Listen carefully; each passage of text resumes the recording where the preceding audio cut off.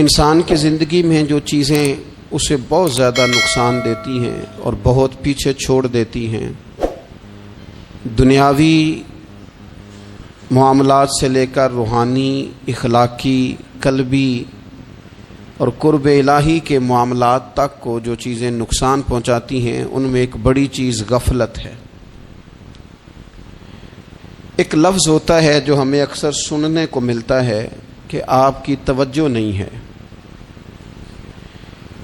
یہ ڈھیر سارے لوگوں کا مطالبہ ہوتا ہے، اہل خانہ بھی مطالبہ کرتے ہیں، کئی موقع پر والدین بھی مطالبہ کرتے ہیں، غرباء بھی مطالبہ کرتے ہیں کہ امیروں کی ہماری طرف توجہ نہیں ہے۔ اور یہ بڑی لازمی سی بات ہے کہ کسی چیز پر جب توجہ رہتی ہے تو وہ چیز بہتر ہو جاتی ہے، اور جب عدم توجہی کا لوگ مظاہرہ کرتے ہیں تو وہ معاملہ خراب ہو جاتا ہے۔ یہ جو عدم توجہ ہے اسی کو غفلت کہتے ہیں، اور جب انسان کے مزاج پر غفلت طاری ہوتی ہے اور غفلت اس پر پوری طرح غلبہ کر لیتی ہے تو پھر اس کی زرخیز زمین کو وہ بنجر کرتی ہے۔ غفلت انسانی دل کے لیے بڑی نقصان دہ چیز ہے اور انتہائی تکلیف اور ضرر کا باعث ہے۔ دلوں پر جو قحط نازل ہوتا ہے، قحط، ویران ہو جاتے ہیں دل، اور جو دلوں پر خشکی نازل ہوتی ہے کہ طبیعتیں خشک ہو جاتی ہیں، یہ غفلت کی وجہ سے ہوتی ہے۔ جو لوگ غافل ہو جاتے ہیں نا، اپنے معاملات کا دھیان نہیں رکھتے، دیکھیں نا، آپ کو کھانا کھاتے بھی غافل نہیں ہونا چاہیے۔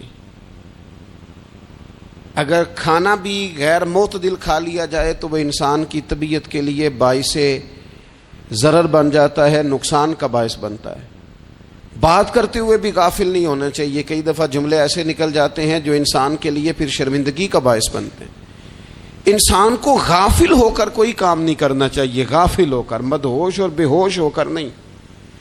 غفلت دل کو ویران کرتی ہے، طبیعت میں خشکی لاتی ہے۔ غافل کبھی نہ بنے۔ قرآن مجید فرقان حمید نے ارشاد فرمایا کہ اقترب للناس حسابہم، فرمایا لوگوں کے حساب کا وقت قریب آ گیا، وہم فی غفلۃ معرضون، اور وہ ابھی بھی غفلت میں منہ پھیرے ہوئے ہیں۔ ٹائم آ گیا حساب دینے کا، لیکن وہ ابھی بھی غافل ہیں۔ ہمارے جو زیادہ تر نقصان زندگی میں ہوئے ہیں وہ صرف ہماری غفلت کی وجہ سے ہوئے۔ ہم نے چیزوں پر توجہ نہیں دی، چیزیں گڑبڑ ہو گئیں۔ جس آدمی نے پھول لگائے ہوں، پھل لگائے ہوں، کھیتی لگائی ہو، وہ دانہ ڈال کے پانی دے کے فارغ نہیں ہو سکتا، اسے توجہ کرنی پڑتی ہے۔ اور کسی نے کہا تھا مالی جیندے ہون تو پھر بوٹے سوکھدے نہیں۔ اگر موجود ہونا ان کو سینچنے والا، رکھوالی کرنے والا، تو پھر ان کی جڑیں کبھی خشک نہیں ہوا کرتی۔ ہماری جو غفلتیں ہیں یہ بڑی ضرر کا باعث ہیں، نقصان کا باعث، اور مجبوری معاف ہوتی ہے، غفلت معاف نہیں ہوتی۔ اسکول میں پڑھتے تھے، مدرسے میں پڑھتے تھے، تو ایک مجبوری ہو گئی جی، خدا نہ خواستہ گھر میں کوئی پریشانی ہو گئی تو اساتذہ اس پر سزا نہیں دیتے۔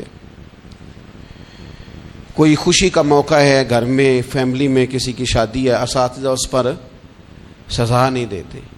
لیکن اگر کبھی پتہ چلتا تھا نا کہ یہ گھر سے تو آیا تھا لیکن مدرسے نہیں آیا، یہ اسکول نہیں آیا، رستے میں غافل ہو گیا، تو یہ بات خوفناک تھی۔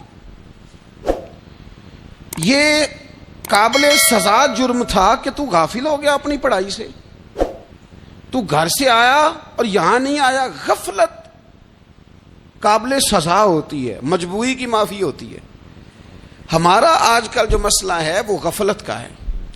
ڈھیر سارے لوگ ہیں، سمجھدار بھی ہیں، سیانے بھی ہیں، معاملہ فہم بھی ہیں، باشعور بھی ہیں، تعلیم کی ڈگریاں بھی رکھتے ہیں، لیکن اگر ان کی زندگیوں کی تکلیفوں کو دیکھا جائے اور بے آباد روح کو دیکھا جائے اور سجدوں سے ان کی دوری کو دیکھا جائے تو ایک ہی بات سمجھ میں آتی ہے کہ پتہ سارا ہے لیکن لے ڈوبی ہے غفلت، توجہ نہیں کی۔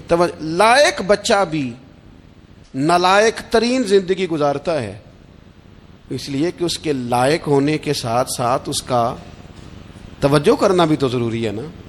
نرے لائق کا کیا فائدہ اگر وہ محنتی نہیں، اگر وہ توجہ ہی نہیں کرتا، اپنا سبق دھیان سے سنتا پڑھتا ہی نہیں، تو جتنا مرضی لائق ہو پیچھے رہ جائے گا۔ اور کئی نالائق ہوتے ہیں، رٹا لگا کے پاس ہوتے ہیں، پر چلو رٹا تو لگاتے ہیں نا، محنت تو کرتے ہیں نا، جدوجہد تو کرتے ہیں۔ کئی نالائق جدوجہد کے باعث آگے گزر جاتے ہیں، اور کوئی اسی چکر میں رہ جاتے ہیں، میں بڑا لائق ہوں، کل پڑھ لوں گا، پرسوں پڑھ لوں گا، ہفتہ تیاری کر کے پاس ہو جاؤں گا۔ اپنی زندگی سے غفلت کا پردہ اٹھائیں، اور غفلت اس کے لیے فیصلہ کرنے کی ضرورت ہوتی ہے، پلاننگ کرنے کی نہیں، فیصلہ کرنے کی ضرورت ہوتی ہے کہ میں نے اب غفلت کرنی۔ ہم نہ جب بھی کوئی پروگرام بناتے ہیں تو منصوبہ بندی شروع کر دیں، منصوبہ بندی نہ کریں، فیصلہ کریں، کہیں کہ میں نے غافل نہیں ہونا۔ غفلت غرق دنیا کا نام ہے، اپنے آپ کو غفلت سے بچائیں۔ آپ دیکھیں حضرت کعب بن مالک رضی اللہ تعالیٰ عنہ فرماتے ہیں، بخاری میں موجود ہے، فرماتے ہیں کہ جنگ میں پیچھے رہ گیا تھا، میرا خیال تھا کل چلا جاؤں گا، گھوڑے اور سواریاں میرے پاس تیز ہیں، مضبوط ہیں، پرسوں چلا جاؤں گا، تیزی سے بھاگ کے میں پہنچ جاؤں گا، میں قافلے کے ساتھ شامل ہو جاؤں گا، لیکن بس تھوڑی سستی ہو گئی، ذرا غفلت ہو گئی۔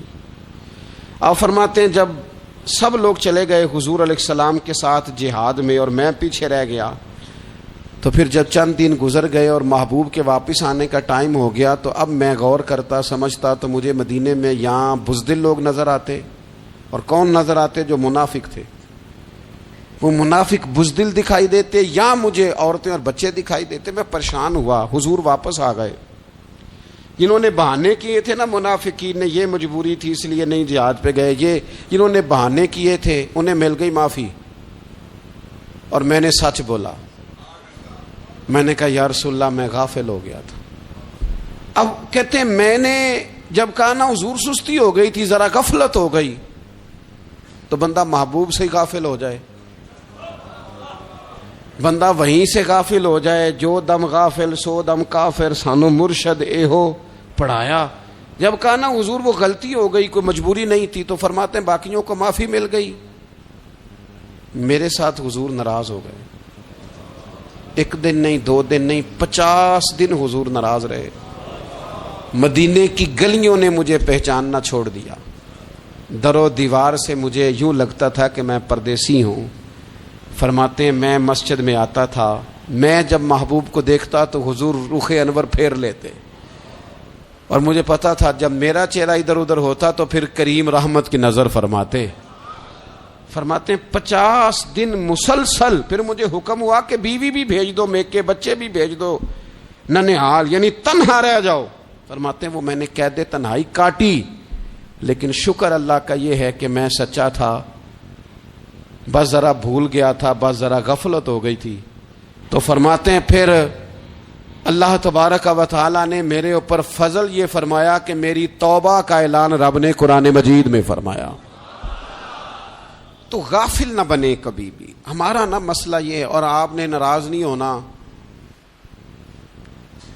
ڈھیر سارے لوگ غافل ہو جاتے ہیں، مالدار بھی غافل ہیں، صاحبان علم بھی الا ماشاء اللہ بہت ساری جگہوں پہ غافل ہیں۔ جن لوگوں کو 4 لوگ جاننے لگ جاتے ہیں، کوئی مقام حاصل ہو جاتا ہے، وہ بھی بہت ساری جگہوں سے غافل ہو جاتے ہیں الا ماشاء اللہ۔ غفلت بڑی تکلیف والا منظر ہے۔ جو لوگ سمجھتے ہیں نا میں اب گڈ بک میں آ گیا ہوں، اب میں اچھا ہو گیا ہوں، اب میرے لیے خیر کہا جاتا ہے، مجھے اچھائی شاید یہ مستقل میرے ساتھ رہے گی، تعریف ہی ہوگی ہمیشہ، وہ بھی غافل ہو جاتے ہیں۔ اور یہ غفلت ٹھیک نہیں ہوتی۔ وجہ دیکھنی چاہیے کس وجہ سے انسان کو وقار مل رہا، عزت مل رہی۔ اپنی زندگی سے غفلت کو اتار پھینکیں۔ تھوڑی دیر کی تو غفلت ہوتی ہے، لمبی تو نہیں۔ 2 منٹ کے لیے صرف اس نے ڈرائیونگ کرتے ہوئے چہرہ موبائل کی طرف کیا تھا، 2 ہی تو منٹ لگے تھے۔ لمحوں نے خطا کی تھی، صدیوں نے سزا پائی۔ لمحوں نے خطا کی تھی، صدیوں نے سزا پائی۔ ایک لمحے کے لیے غافل ہوئے تھے اور صدیاں، نسلیں روتی رہ گئیں پیچھے۔ بچے تڑپتے رہ گئے، اہل خانہ پریشان رہ گئے، ماں باپ ساری زندگی روتے رہے، لیکن یہ 2 منٹ کے لیے۔ یہ غفلت جو ہے یہ بڑی تکلیف والا معاملہ۔ اپنی زندگی سے غفلت کو اتارنا ہے، غافل نہیں بننا، ہر وقت توجہ۔ اور